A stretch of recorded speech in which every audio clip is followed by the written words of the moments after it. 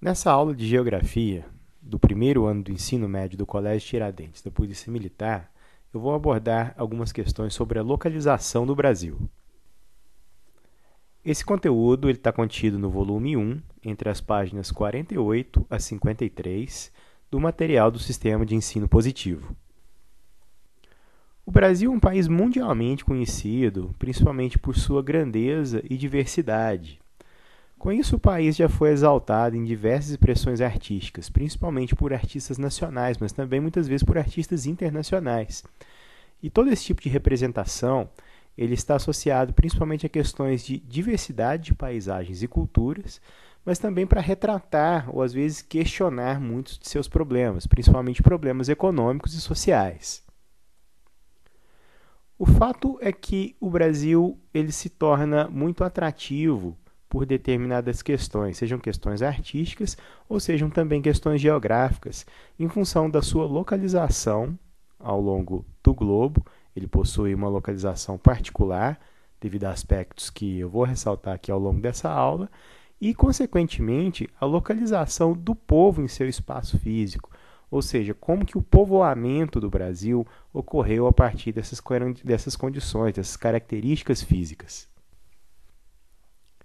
Então, o que a gente gostaria de ressaltar nessa aula, principalmente para ter um senso crítico a respeito de algumas coisas que muitas vezes são informações erradas a partir do senso comum, então vale a pena a gente sempre se aprofundar nessas questões, por mais que possam parecer questões básicas, como, por exemplo, qual a localização do país e, a partir disso, quais as consequências decorrentes de sua posição geográfica. Ou seja, quais as consequências naturais e, a partir delas, quais as consequências para a distribuição de populações, qual a distribuição de cidades, qual a distribuição de regiões associadas principalmente a essas condições.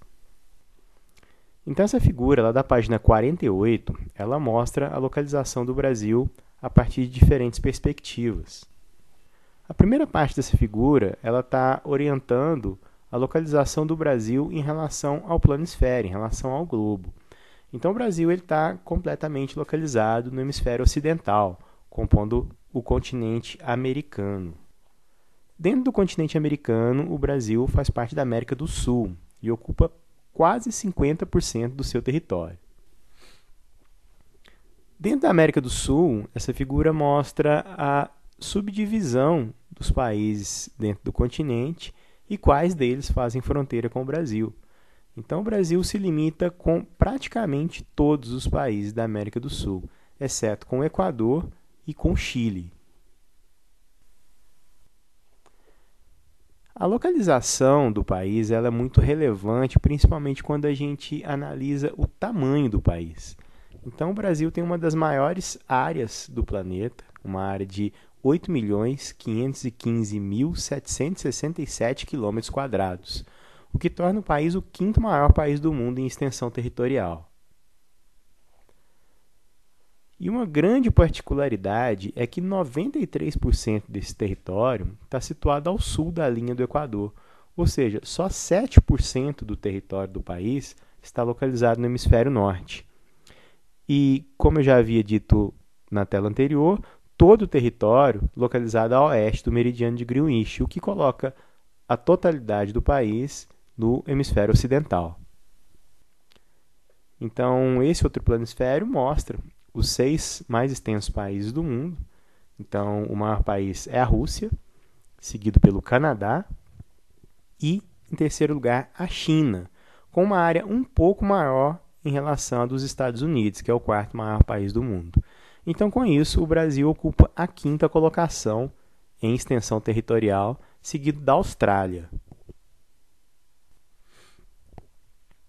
A formação do Brasil como país, como uma unidade territorial, deriva dele ter pertencido ao Reino de Portugal, ou seja, o Brasil foi uma colônia de Portugal e dos séculos XVI até parte do século XVII, a fronteira não era nada parecida com a fronteira que existe hoje, ou seja, ela era delimitada por um meridiano que foi estabelecido em um tratado celebrado entre Portugal e Espanha.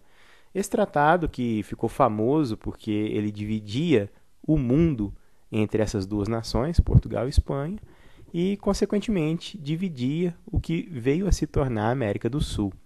Então, esse tratado, celebrado em 1494, ficou conhecido como Tratado de Tordesilhas, e a partir dele é que a gente consegue observar como o Brasil evoluiu em termos de extensão territorial. Por essa época, o norte e o leste era delimitado pelas atuais fronteiras naturais, ou seja, pelo Oceano Atlântico. Já o oeste fazia fronteira com todos os territórios da monarquia espanhola. E dentro do território, ou seja, internamente, o território era dividido em capitanias, que eram limitadas entre si por paralelos, como a gente vai ver na figura seguinte. Então, essa figura mostra como era a delimitação do Brasil a partir do Tratado de Tordesilhas, portanto, bem diferente da atual delimitação, até porque esse tratado foi celebrado antes mesmo de Portugal tomar posse dessas terras. Então, a gente consegue observar a delimitação em capitanias e o meridiano do Tratado de Tordesilhas separando tudo o que veio a ser o Brasil a partir daí, ou seja, se esse tratado fosse levado em consideração nos dias de hoje, a maior parte do país não faria parte do que é o território atual. Só que esses contornos eles foram modificados ainda nos tempos coloniais, principalmente com a expansão da população que se estabeleceu naquele território português para o oeste, visando principalmente características que vieram a possibilitar lucro, ou seja, que vieram a possibilitar riqueza para a coroa portuguesa. Isso começou logo com os bandeirantes, né? Então, os bandeirantes começaram a penetrar o território em busca principalmente de ouro e pedras preciosas, mas também visando o apresamento indígena, para que servisse como mão de obra, principalmente nos engenhos, nas vilas e depois, posteriormente, nas minas de ouro. Também foi um aspecto importante, principalmente na região amazônica, a penetração do interior, principalmente para extração do que veio a ser chamado de drogas do sertão. Então, essas drogas elas constituíam principalmente materiais extraídos da floresta e que tinham algum valor comercial, ou seja, que também possibilitasse algum tipo de lucro. Dentre essas drogas, guaraná, urucum, cravo, gergelim e castanha do Pará. Ou seja, eram produtos que eram coletados ou extraídos e vendidos, exportados, gerando lucro tanto para as pessoas que faziam a coleta e extração, quanto para a coroa portuguesa, que algumas vezes comprava esses produtos ou em outras arrecadava impostos a partir deles. Outros dois aspectos importantes para a expansão do território brasileiro, além da linha de Tordesilhas, foram as áreas para a criação de gado. Ou seja, à medida que essas áreas começaram a se expandir, essas pessoas que ocupavam o território português passaram a expandir também a sua região de domínio territorial. E, além disso, a circulação de tropas de mulas, já que por essa época era o principal meio de transporte. Então, o que levava produtos e trazia de uma região para outra eram principalmente essas mulas. Então, a partir do momento que a circulação começou a ocorrer entre territórios diferentes, começou-se a se produzir caminhos que foram muito importantes para a expansão territorial. Já no século XVIII, o Brasil já praticamente definiu suas atuais fronteiras, mediante alguns tratados que vão ser melhor entendidos, melhor compreendidos a partir da figura da tela seguinte. No século XX, ocorreu a assinatura dos últimos tratados, definindo as fronteiras atuais, que foi quando o país começou a se formar politicamente como a gente conhece hoje. E é sempre bom a gente ressaltar, a gente lembrar que toda essa configuração territorial ela foi definida principalmente a partir de interesses políticos e interesses econômicos.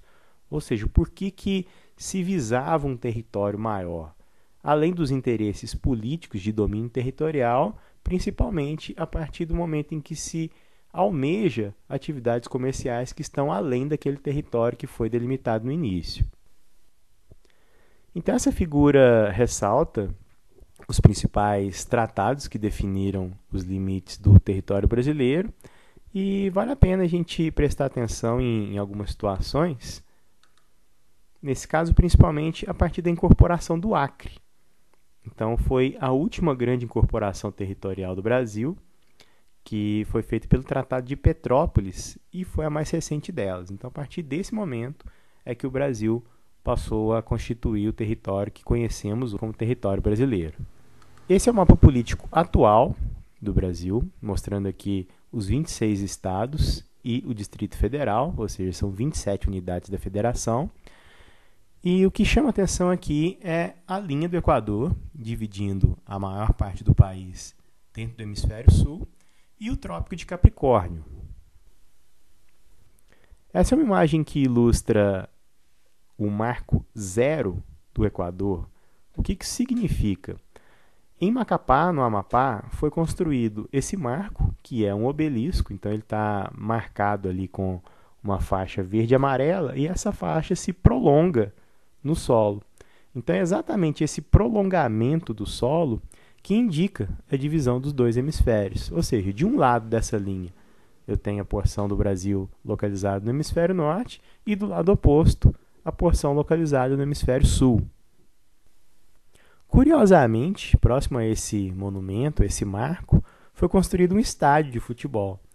E aproveitando essa marcação, essa divisão, eles construíram o estádio separando uma metade do estádio no hemisfério norte e a outra metade no hemisfério sul. Ou seja, a linha que divide o gramado ela foi traçada em cima da linha do Equador. E uma grande característica que tem muita influência sobre a explicação, principalmente de alguns fenômenos físicos que ocorrem no Brasil, é a localização na região intertropical. Isso está associado principalmente ao recebimento de grande intensidade de radiação solar ao longo do ano. Com isso, o país tem sua maior parte situada em uma zona térmica que recebe grande aquecimento, devido a essa intensidade de radiação solar. Isso tem muitas implicações, mas são principalmente implicações climáticas, que definem principalmente as zonas térmicas que estão distribuídas ao longo dessa grande extensão territorial do país. E uma pequena porção do país somente está localizada ao sul do Trópico de Capricórnio. Essa porção corresponde a somente 8% do território. Então, essa pequena porção está localizada no que é chamado de Zona Temperada do Sul. Alguns estados fazem parte disso. Então, partes dos estados de Mato Grosso do Sul, São Paulo e Paraná, e a totalidade dos estados de Santa Catarina e Rio Grande do Sul estão localizados nessa pequena porção que corresponde a esses 8%. Aqui é uma imagem que ilustra, na rodovia Bandeirantes, em São Paulo, a passagem do Trópico de Capricórnio. Então, quer dizer, de um lado da linha, eu tenho a região do país localizada em zona temperada. E da mesma forma como ocorre em Macapá, em Ubatuba também foi feito um monumento, um marco, um obelisco, que mostra a localização, ou seja, a passagem do Trópico de Capricórnio. É chamado de Praça do Trópico de Capricórnio e ela tem uma indicação, tanto no monumento quanto o prolongamento no chão da praça, que ilustra que por ali é a região onde está passando exatamente a linha imaginária do Trópico de Capricórnio. Com relação à grande extensão territorial, a gente tem que o Brasil, de um extremo a outro, possui grandes distâncias também.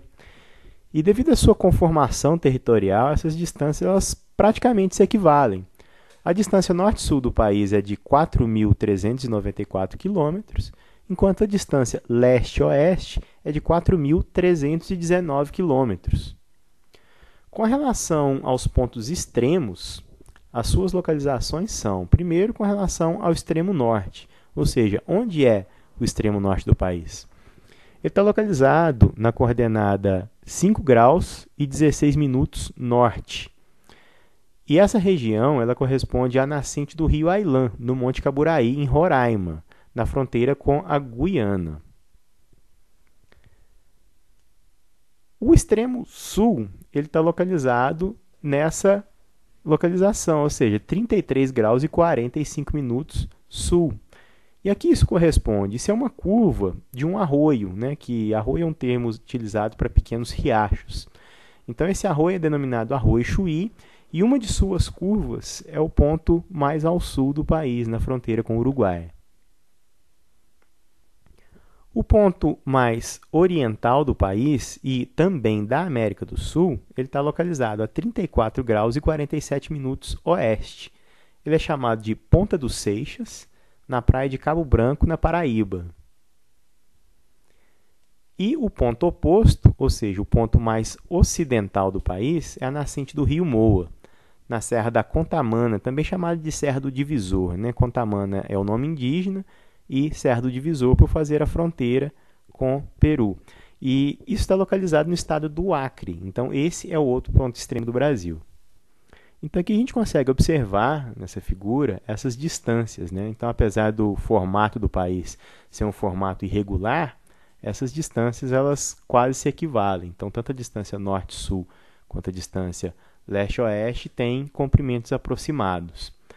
Figura ressalta também a grande porção litorânea do país, né? Então, o Brasil tem um recorte territorial com uma linha litorânea aí de 7.367 quilômetros, que é maior do que as duas extremidades, né?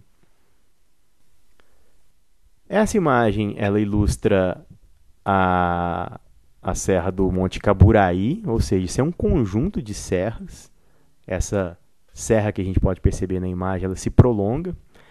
O nome indígena para essas formações, ou seja, são conjuntos de serras que se prolongam, mas que têm o topo achatado. Então, o nome indígena para isso é tepuí.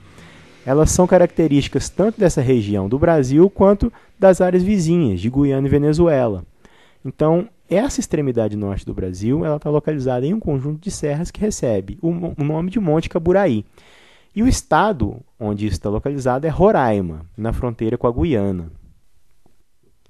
O extremo sul, localizado no Rio Grande do Sul, é o Arroio Chuí, ou seja, de um lado da imagem a gente tem o Rio Grande do Sul e no outro extremo a gente já tem terras uruguaias. Então, esse é o ponto mais ao sul. O ponto mais oriental é a Ponta dos Seixas. Então, essa região ela compreende um conjunto de praias, onde o principal marco é esse farol, chamado de Farol do Cabo Branco. Então, a Ponta dos Seixas está um pouco mais ao sul da posição marcada por essa imagem. Então, muitas vezes, essa imagem é mais representativa em função de navegação, onde o farol é a principal referência. Mas ambas situadas em João Pessoa, na Paraíba, constituindo o ponto mais oriental do Brasil, ou seja, o ponto mais a leste, tanto do Brasil quanto da América do Sul. E, em oposição, essa é a imagem que retrata a região mais ocidental do Brasil. Então, isso é uma região de nascente de um rio amazônico, chamado de Rio Moa, na Serra da Contamana, no estado do Acre. É uma região de difícil acesso, então o acesso a essas localidades ele ocorre muitas vezes a pé, principalmente no meio de mata, por trilhas, mas algumas vezes também por meio de rios. Então é uma região bastante isolada e pouco frequentada. Aqui é uma observação de um mapa que foi colocado na página 53. Então, a partir desse mapa, vocês vão fazer uma atividade da seção Cartografia, respondendo algumas questões. O que esse mapa coloca para a gente? Ele coloca duas regiões no extremo norte do Brasil. Ele posiciona a região do Monte Caburaí, que é essa região mais à esquerda, no estado de Roraima, na fronteira com a Guiana, e essa região à direita é a região do Oiapoque, situada no estado do Acre. Essa região ela faz fronteira com a Guiana Francesa. E o Monte Caburaí, em linha reta, ou seja, latitudinalmente, ele está a 101 quilômetros mais ao norte em relação ao Oiapoque, no Amapá. Então, a partir dessa figura, vocês vão responder as seguintes questões. O que é o Oiapoque? Então, façam uma pesquisa e escrevam na própria apostila de vocês, na página 53, o que é o Oiapoque. Esse nome se refere a quê? A questão 2, o Oiapoque é de fato o extremo norte do país? Então eu quero que vocês respondam a partir dessa interpretação e justifiquem a própria resposta. E qual a conclusão a respeito da expressão muito divulgada, muito propalada, quando se vai falar de extensão, a gente diz que alguma coisa abrange o país do Oiapoque ao Chuí. Então, qual a sua conclusão a respeito disso? Com isso a gente encerra então essa aula, que faz parte do volume 1, e todo esse conteúdo contido entre as páginas 48 e 53. Até a próxima!